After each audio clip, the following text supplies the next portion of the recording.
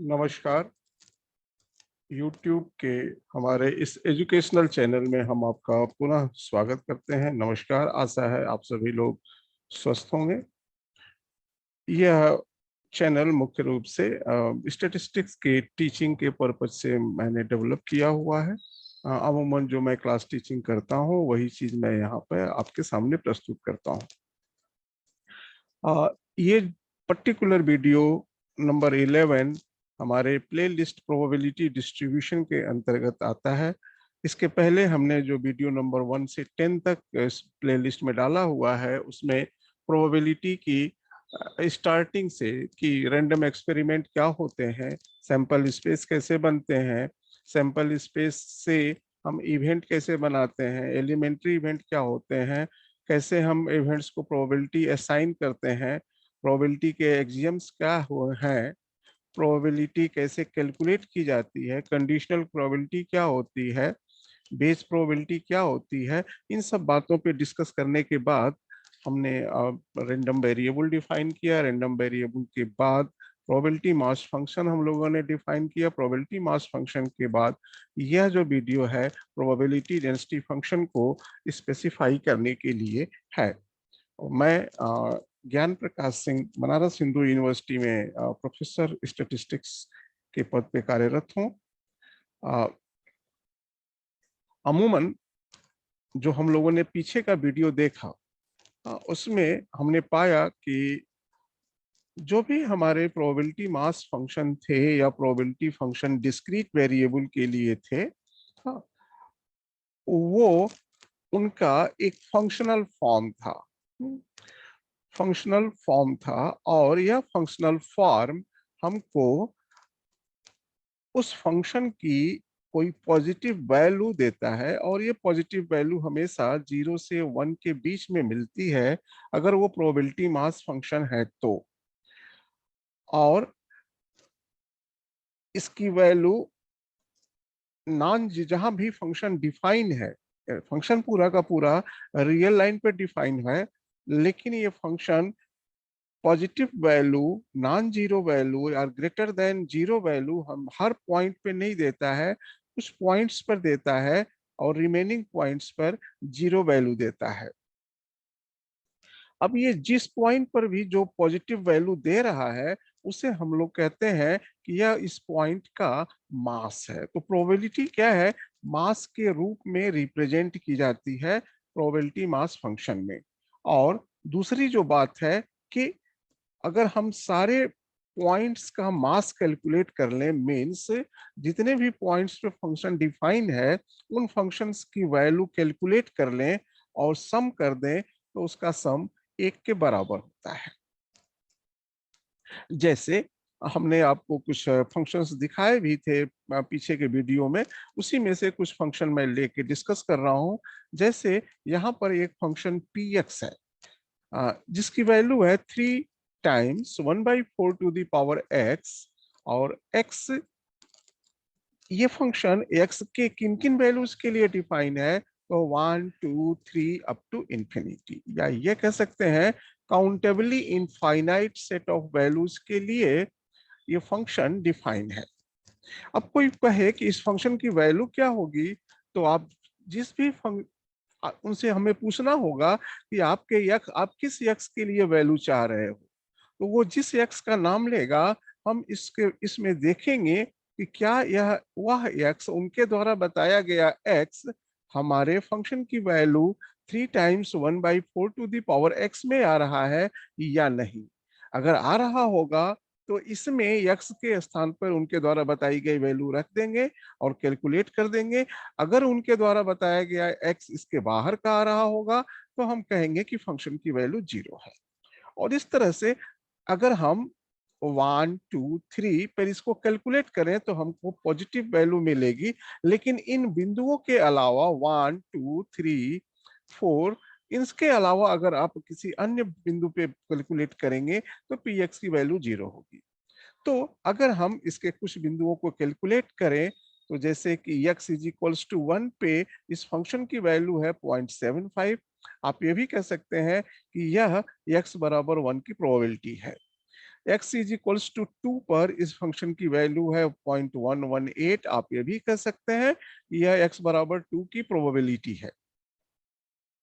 अब अगर आप इन दोनों को सम कर देंगे तो जो भी वैल्यू आएगी आप कहेंगे यह x less than equal to 2 की प्रोबेबिलिटी है, जो कि हम लोग बाद में डिस्कस करेंगे जब डिस्ट्रीब्यूशन फंक्शन की बात करेंगे तो।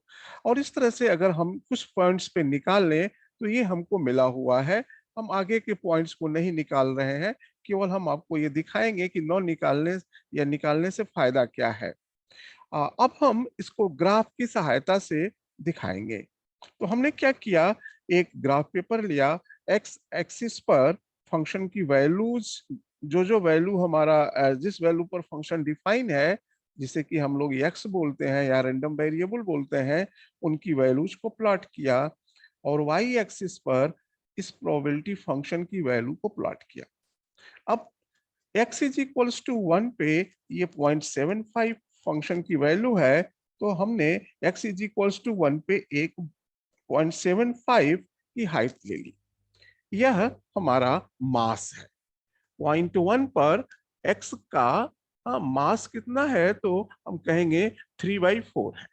Similarly x is equals to 2 पर भी मास होगा।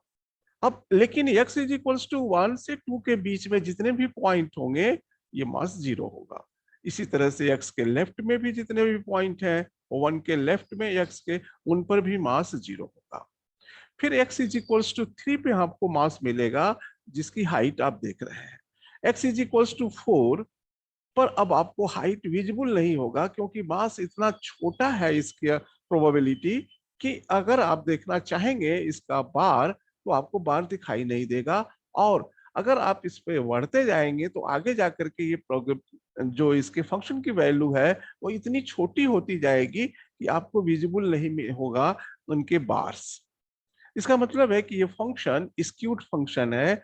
मैक्सिमम प्रोबेबिलिटी ये लेफ्ट में ले रहा है और वह 0.1 पे ही 3/4 प्रोबेबिलिटी ले रहा है। अब यह हमारा प्रोबेबिलिटी मास फंक्शन है। तो जब प्रोबेबिलिटी मास फंक्शन है तो हमको केवल पॉइंट पर प्रोबेबिलिटी मिलेगा।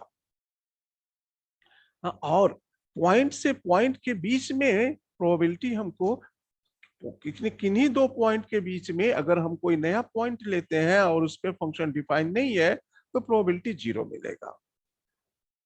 अब हम अगर दूसरा एग्जांपल लें, हाँ, कि function P x is equals to probability of x is equals to x, क्योंकि ये प्रोबेबिलिटी देता है और ये फंक्शन इस तरह से डिफाइन है।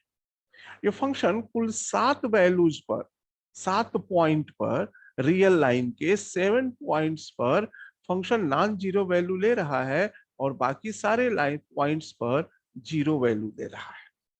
अब अगर हम लोग इस फंक्शन को प्लॉट करें तो इसके लिए हम पहले टेबल बनाते हैं कि क्या इसकी वैल्यू होगी और फिर प्लॉट करते हैं। अब x इज इक्वल्स टू 1 पे इसकी प्रोबेबिलिटी फंक्शन की वैल्यू p1 की वैल्यू है 1/24, सो दिस इज 1/24।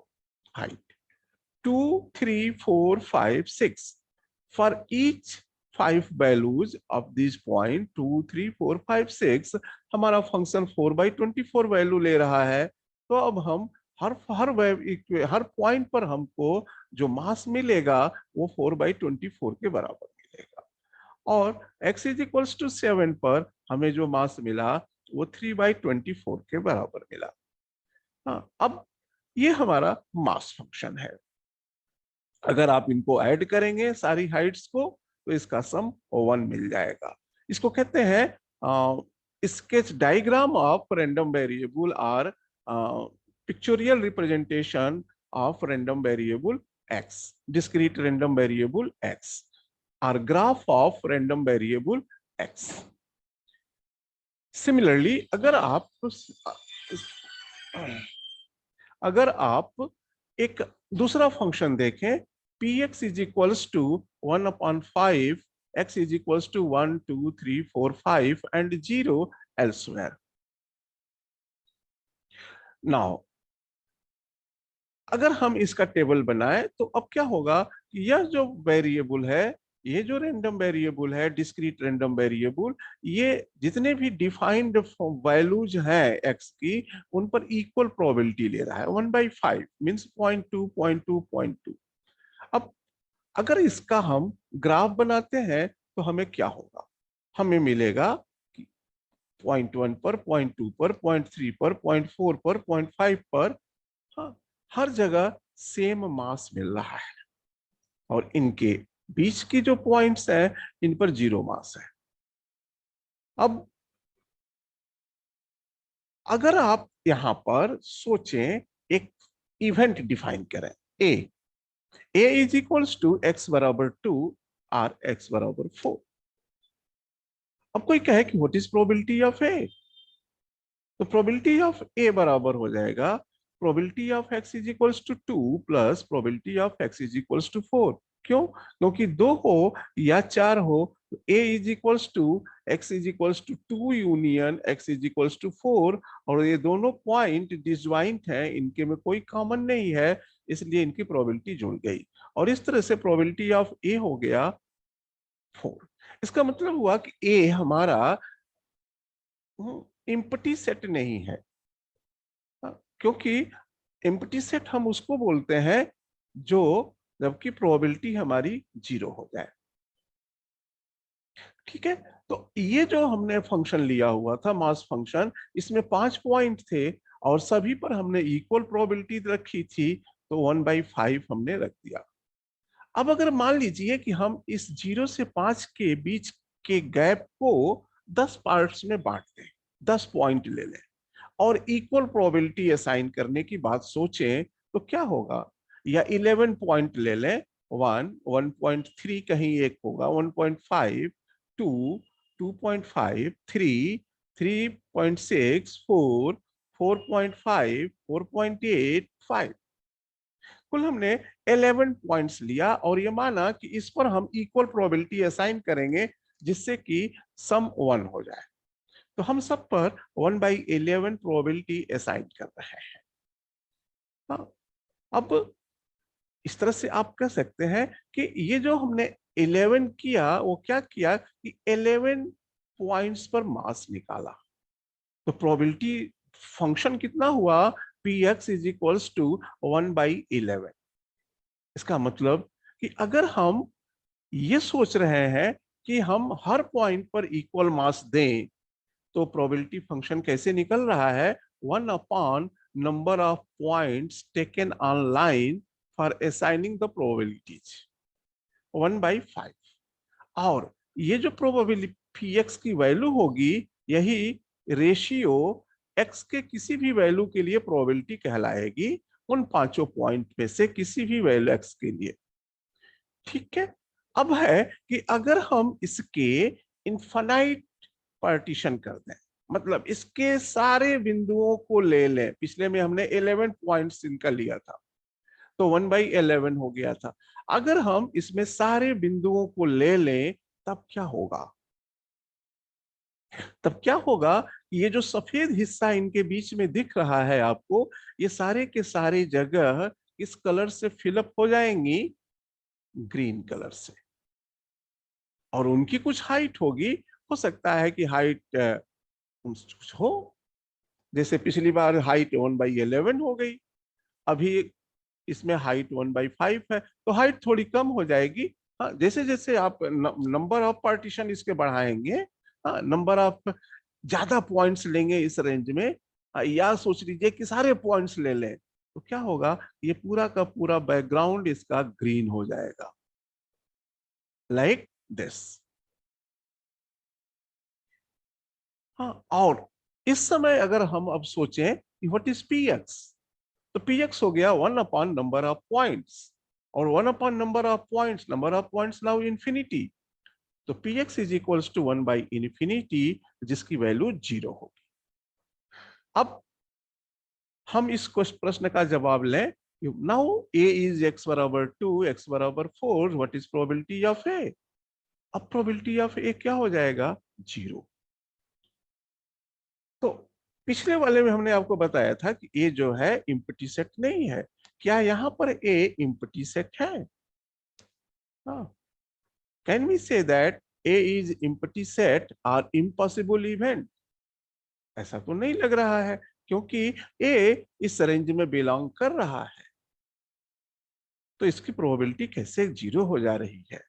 तो जो हमारे थियरम्स हैं प्रोबेबिलिटी के, जिसमें कि कहा गया है कि probability of A empty set is 0, but उस थियरम का कन्वर्स ट्रू नहीं है कि अगर किसी इवेंट की प्रोबेबिलिटी 0 हो जाए तो वो एम्प्टी सेट होगा। हाँ, ये कुछ मैथमेटिकल रीजंस की वजह से ऐसा हो सकता है। हाँ, तो नाउ x इज डिफाइंड, यहाँ पे जो x डिफाइन है वह पॉइंट पर नहीं डिफाइन है। It is defined on a continuum of points and probability that x takes any specific value is 0. हाँ, अब ये पूरा इन्फिनाइट नॉन काउंटेबल पॉइंट्स पे हमारा x डिफाइन है। पिछला वाला x काउंटेबल पॉइंट्स पर डिफाइन था, 5 पर, 11 पे, लाइक दैट। यहाँ पे क्या है कि हम इन्फिनाइट पॉइंट्स पे दिखा रहे हैं और पॉइंट की प्रोबेबिलिटी 0 आ रही है, बिकॉज यहाँ पर जब हम ऐसे सिचुएशन में, इसका कारण क्या है कि ऐसे सिचुएशन में हम प्रोबेबिलिटी को असाइन करते हैं रिलेटिव टू द लेंथ।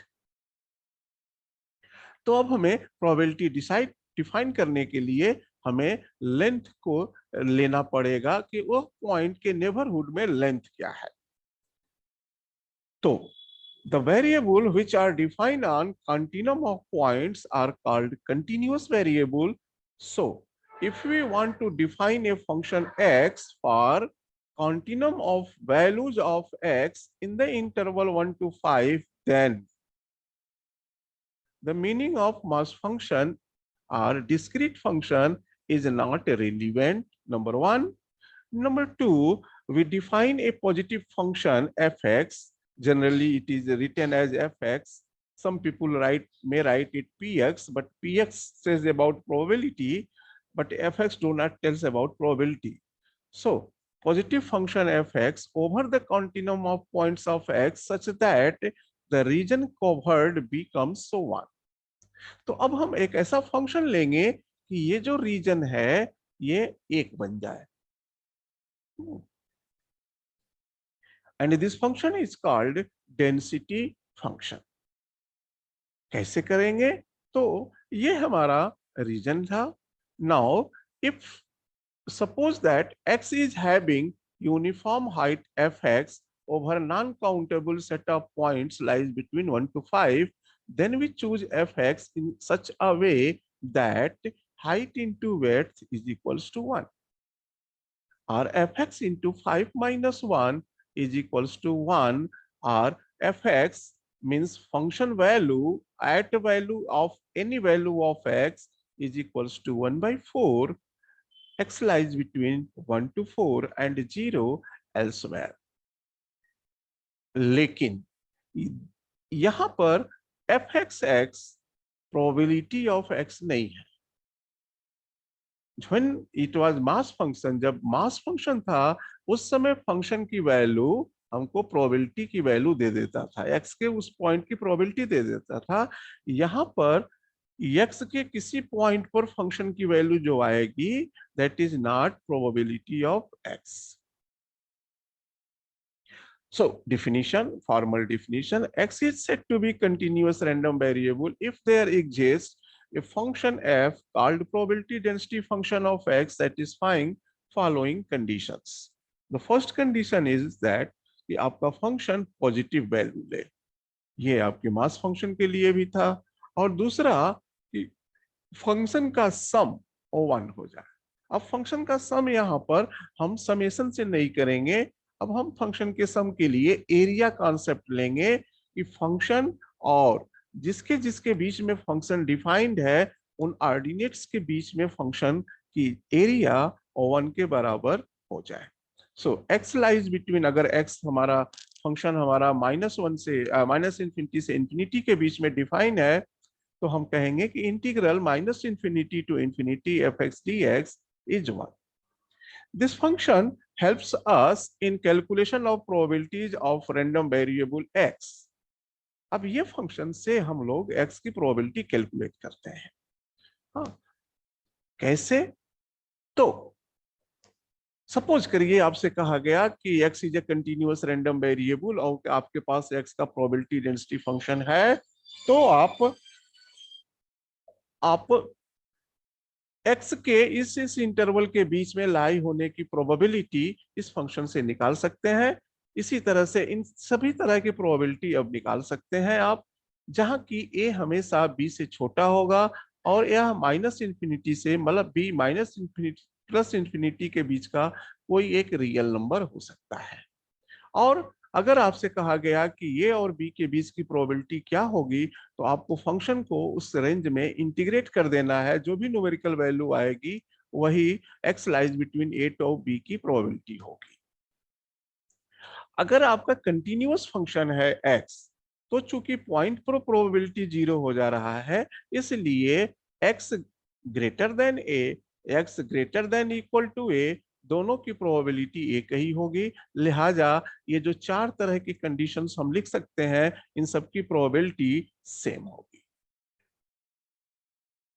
कुछ बातें यहाँ पे हम लोगों को ध्यान देनी चाहिए, जैसे कि पहला, the stipulated existence of A PDF is a mathematical device which has intuitive appeal to make our computation simpler. Number two, x lies between a to b is the area under the graph of f, PDF f, and x is equals to a and x is equals to b.